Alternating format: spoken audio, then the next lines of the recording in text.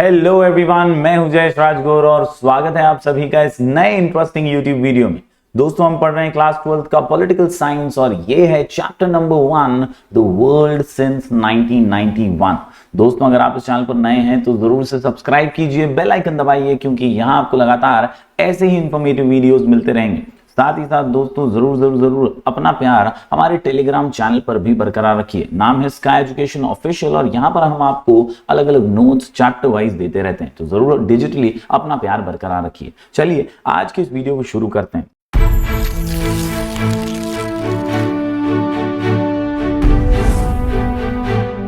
दोस्तों, पिछले वीडियो में हमने कुछ हिस्से इस चैप्टर के ऑलरेडी पढ़े हैं। अगर आपने वो वीडियो नहीं देखा है तो ऊपर आई बटन में नीचे डिस्क्रिप्शन में इसका लिंक मिल जाएगा। साथ ही साथ डिस्क्रिप्शन में आपको सुपरस्टार बैच का लिंक मिलेगा, जहां से आप हमारे इस साल के करंट बैच को ज्वाइन कर सकते हैं। ये एब्सोल्युटली फ्री बैच है, ढेर सारे वीडियो लेक्चर्स और रिसोर्सेस के लिए। दोस्तों, हमने पिछले लेक्चर के अंदर कई अलग अलग चीजें पढ़ी, जहां पर कोल्ड वॉर के बाद किस तरह से राइज ऑफ न्यू स्टेट्स यानी नए देशों का क्रिएट होना शुरू हुआ, ये जाना। हमने देखा कि किस तरह से कोल्ड वॉर की समाप्ति के बाद वर्ल्ड जो था ये एक तरफा होता जा रहा था। जो बाइपोलैरिटी थी अमेरिका और सोवियत यूनियन के होने की वजह से, वो अब समाप्त होने लगी थी और कहीं ना कहीं अमेरिका ये एक सुपर पावर की ओर बनने की ओर बढ़ रहा था। दोस्तों, हुआ भी कुछ ऐसा ही।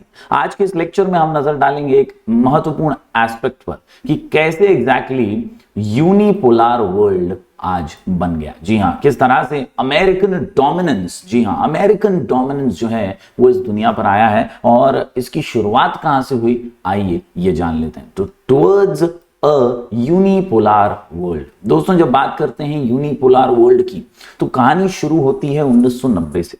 ये कहानी शुरू होती है 1990 से। 1990 Iraq went in for a war against Kuwait.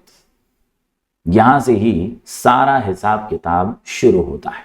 Iraq ने वॉर डिक्लेयर कर दिया कुवैत के खिलाफ और पूरी तरह से अपना कंट्रोल एस्टैब्लिश कर लिया कुवैत की टेरिटरी पर।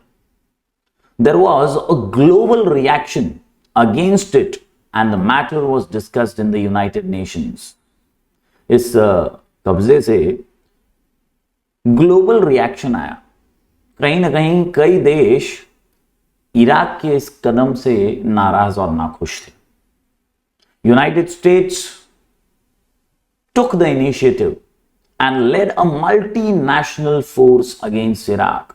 जब ये मुद्दा यूनाइटेड नेशंस ऑर्गेनाइजेशन यानी यूएनओ में डिस्कस हुआ तो अमेरिका ने पहल करते हुए एक मल्टीनेशनल फोर्स इराक के खिलाफ जंग के मैदान में उतारी। कहीं ना कहीं इराक जो था ये कुवैत को हराने के तो काबिल था और आसानी से टेरिटरी को कंट्रोल भी कर चुका था, मगर अमेरिका और कई अन्य देशों के सैन्य दलों के सामने इराक अकेला कुछ नहीं कर सकता था। The war ended with Kuwait becoming free from Iraqi control. जी हां, फाइनली अमेरिका कुवैत को आजाद कराकर ही माना। The American president George H Bush considered this as a moral victory and used the term New World Order। America के जो president थे जॉर्ज बुश जी, इन्होंने इस जीत को अमेरिका की जीत बताया और साथ ही साथ उन्होंने मॉरल विक्ट्री से माना। आखिर में उन्होंने ये भी कहा कि ये एक न्यू वर्ल्ड ऑर्डर है। जो आज तक बाइपोलैरिटी चल रही थी सोवियत यूनियन और अमेरिका, अब वो समाप्त हो गई है और अब एक न्यू वर्ल्ड ऑर्डर है। न्यू वर्ल्ड ऑर्डर का अर्थ उन्होंने जो समझाया उसके हिसाब से, to describe the nature of the global situation. This American action had received global support. हर किसी ने अमेरिका का साथ भी दिया था, including from the Soviet Union, China, countries of NATO, Israel and Arab states including Saudi Arabia. तो कहीं ना कहीं दोस्तों बैकअप भी था, बहुत ज्यादा सपोर्ट भी दुनिया भर से अमेरिका को मिला हुआ था और इसीलिए अमेरिका बढ़ चढ़ करके इस दुनिया का बादशाह बनने की ओर बढ़ चढ़ा। The Soviet Union, which was facing internal problems, disintegrated in 1991।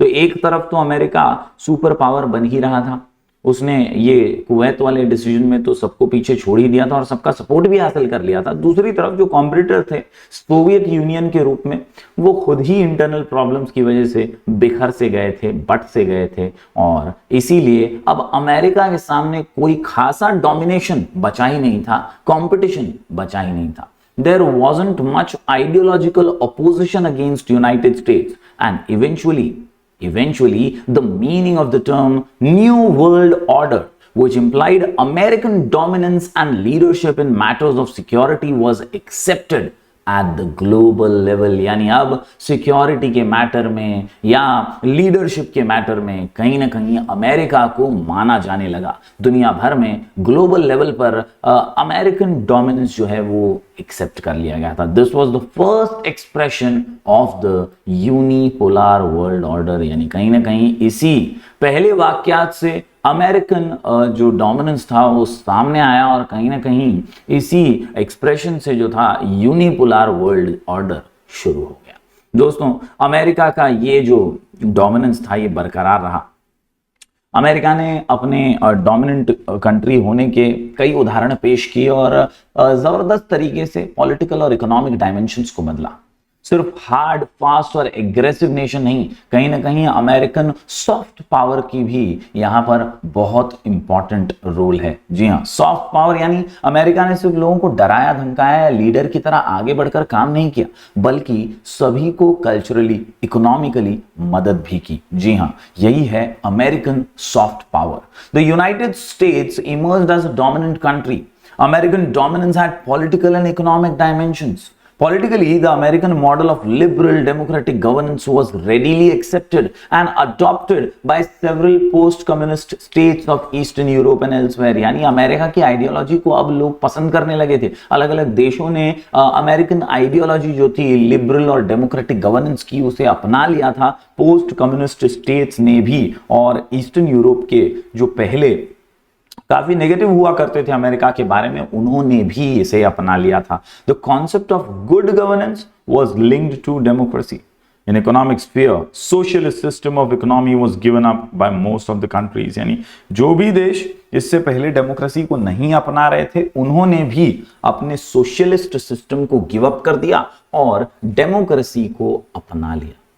One of the other aspects about American domination was the use of American soft power। ये जिसकी मैं बात कर रहा था शुरुआत में भी कि अमेरिका डोमिनेट तो कर रहा था, लेकिन डोमिनेशन के साथ साथ वो सॉफ्ट पावर का भी इस्तेमाल कर रहा था। Soft power is when you influence the other countries without the use of military force। The influence is spread through economic, social, cultural and other similar means. यानी आर्थिक रूप से मदद करते हुए, इकोनॉमिक सैंक्शंस देते हुए, सोशल और कल्चरल हार्मनी के साथ सभी को जोड़ने का काम अमेरिका बखूबी कर रहा था और इसीलिए एक यूनिपोलर वर्ल्ड की ओर हम आसानी से बढ़ गए थे। दोस्तों, अब बात करते हैं आज के दूसरे टॉपिक की, और ये जो दूसरा टॉपिक है, अगला टॉपिक है, ये है human rights and humanitarian interventions. तो कहीं ना कहीं बहुत जरूरी हो गया था ह्यूमैनिटेरियन इंटरवेंशंस। यहां पर ह्यूमन राइट्स को जिंदा रखना बहुत जरूरी था, इनके बारे में लगातार निरंतर सोचना जरूरी था। मानव अधिकार ये बहुत जबरदस्त और इंपॉर्टेंट होते हैं और अमेरिका नहीं, कई दूसरे देशों ने भी इसके लिए बढ़ चढ़ करके आगे आकर के हिस्सा लिया है। इसमें इनकी बढ़ोतरी के लिए, ह्यूमन राइट्स के संरक्षण के लिए बहुत काम किया है। The process of disintegration of states and the creation of new states was not always peaceful। Simple सा मैं उदाहरण अगर आपको दूं तो इंडिया और पाकिस्तान का जब इमर्जेंस हुआ तब भी पीसफुल कुछ भी नहीं था। कई रायट्स हुए, कई दंगे हुए, कई फसाद हुए, कई लोगों की जानें गई। उसी प्रकार जब दुनिया भर में यही डिसइंटीग्रेशन हो रहा था और नए नए राज्य बन रहे थे, नए नए देश बन रहे थे, आजादी सबको मिल रही थी, ऐसे में कई जगहों पर हालात पीसफुल नहीं थे, कई जगहों पर लोगों की जानें जा रही थी। यूगोस्लाविया का यहां पर एक एग्जाम्पल दिया गया है। For example, there was a lot of bloodshed in Bosnia Herzegovina between different ethnic groups. Conflicts also occurred in Chechnya.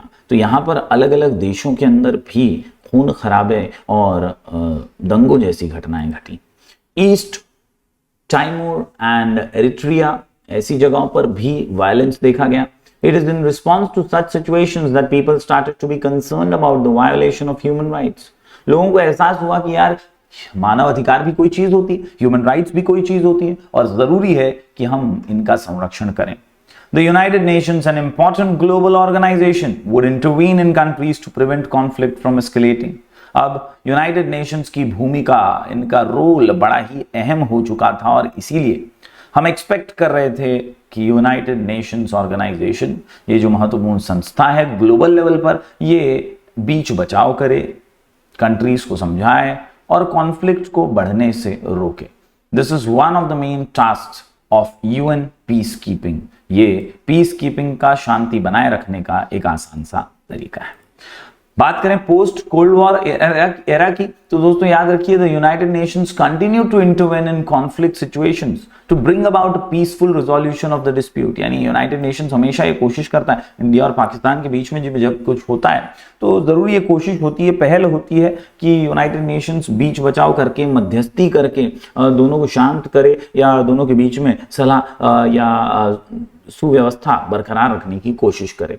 But now the rationally for intervention was not just to stop ongoing war, but also to prevent the reoccurrence of conflicts in future, maintain peace and protect the human rights of the affected people. यानी सिर्फ बातचीत करके मामला सुलझाने तक अब United Nations का role नहीं है. यूनाइटेड नेशंस ये भी कोशिश करता है कि कॉन्फ्लिक्ट वापस से ना हो, फ्यूचर में ना हो, पीस मेंटेन हो, प्रोटेक्ट कर सकें हम ह्यूमन राइट्स को और जो भी अफेक्टेड लोग हैं उन्हें वापस से हम अच्छी जिंदगी बसा कर दे सकें. यही कोशिश यूनाइटेड नेशंस की होती है. The United Nations intervene in Cambodia, Somalia and Yugoslavia for this purpose. यानी कोशिश इन तीनों ही मसलों में, इन तीनों ही जगहों पर जहां बहुत ज्यादा वायलेंस हुआ था, जहां ब्लडशेड हुआ था, यहां पर यूनाइटेड नेशंस ने अपनी कोशिश के द्वारा जीत हासिल की. The increasing awareness about human rights and their protection in international law give rise to a new phenomenon for protection of rights in the form of humanitarian intervention. यानी इंसानियत के नाते हम बीच बचाव कर रहे हैं. ये ह्यूमैनिटेरियन इंटरवेंशन है जिससे दो झगड़ते हुए नेशंस के बीच ह्यूमैनिटेरियन इंटरवेंशन करते हुए यूनाइटेड नेशंस जो है वो सुलह करवा देता है. The 1990s are sometimes seen as the golden age of humanitarian intervention. तो इस प्रकार से ह्यूमैनिटेरियन इंटरवेंशन के साथ 90s का दौर जो है वो एक गोल्डन एज माना जाता है और यूनाइटेड नेशंस का डोमिनेशन यहाँ पर बहुत जबरदस्त तरीके से देखा गया है. तो उम्मीद करता हूं दोस्तों आज के इस वीडियो में आपको दोनों ही हमारे टॉपिक जो हैं वो क्लियर हो गए होंगे. पहला टॉपिक आज हमने कवर किया टुवर्ड्स अ यूनिपोलर वर्ल्ड, जहां अमेरिकन डोमिनेंस की हमने बात की. इसमें आपको इराक और कुवैत का जो उदाहरण है ये याद रखना है. इसके अलावा दोस्तों हमने अभी अभी ह्यूमन राइट्स को डिस्कस किया जिसमें यूनाइटेड नेशंस का रोल जो है वो आपको समझना है और अच्छे से आंसर्स में प्रेजेंट करना है. अगले लेक्चर में दोस्तों मिलेंगे फिर एक बार और हम डिस्कस करेंगे टेररिज्म और रीजनलिज्म को. तो आप जरूर चैनल पर बरकरार रखिए. अगर आप नए हैं तो जरूर सब्सक्राइब कीजिए, लाइक कीजिए और ज्यादा से ज्यादा लोगों तक वीडियोस को पहुंचाइए. हम ऐसे ही वीडियोस लगातार आपके लिए लेकर आते रहेंगे. मिलेंगे फिर एक बार कुछ और नए वीडियोस के साथ. तब तक के लिए do like, share and subscribe.